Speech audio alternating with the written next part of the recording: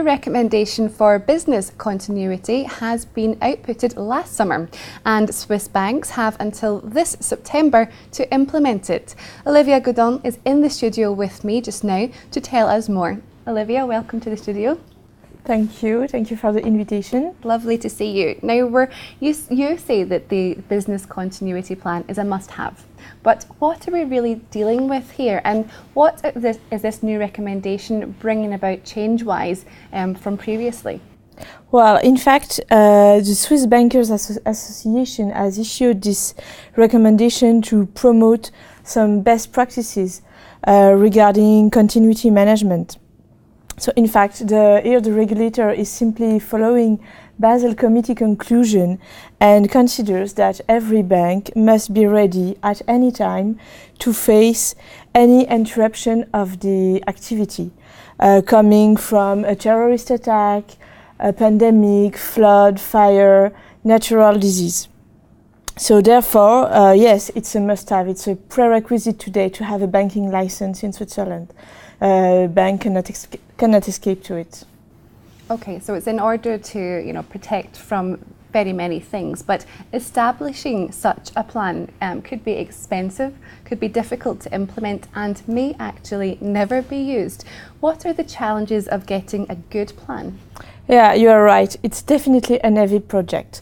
First of all, what you have to do and what is difficult to do is to involve many stakeholders. The board first, because at the end it's always the board who is responsible if something happens. Then you have to involve back office, front office, IT, security, accounting, HR, everyone. It has to be everyone project to work.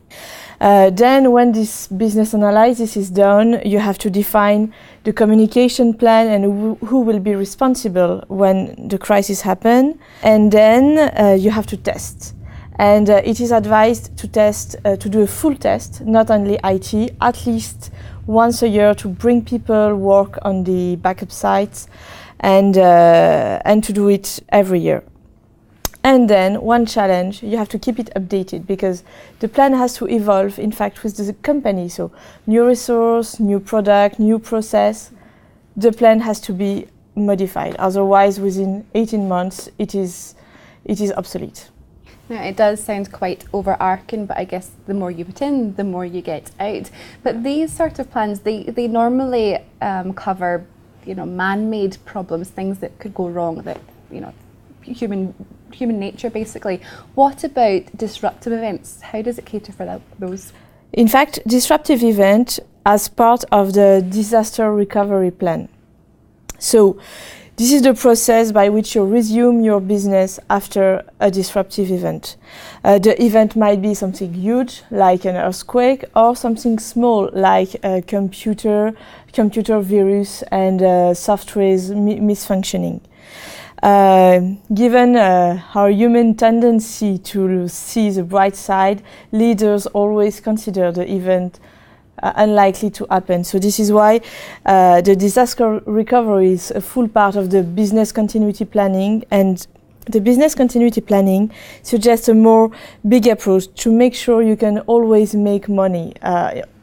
And for instance, if there is a flu pandemic or key staff departure or some events all companies are facing from time to time. Now, obviously, as you mentioned, the goal is always to make money for each business. But how can businesses, companies, etc., take advantage of these plans? Yeah, it's a good question. In fact, well, maybe I'm stating the obvious, but 80% of the companies facing a big crisis simply close their door. So the first advantage you can find is that in case something happens, you will be able to continue your activity, or worst case scenario, you will be able to recover. Having said that, you do not necessarily need to face a crisis to have a return on your investment, because, well, if you have a good plan, you will limit your financial loss. But at any time, you can take advantage of your plan to reduce your insurance bill, for instance. And to me, the business continuity project is always a very good opportunity to see, okay, to focus on your critical process, to review your procedure, your process, and to improve your performance, in fact. Well, I guess it's in the name, the business continuity plan is hoping for business can continue as usual. But thank you so much, Olivia, for coming in and sharing your insights with us today. It's been a pleasure. Thank you very much, Monica. Thank you. Okay, well, that's all from Olivia and myself for the moment. The trading week may be drawing closer to an end, but the Dukascopy TV team has plenty more to bring you. Goodbye for now.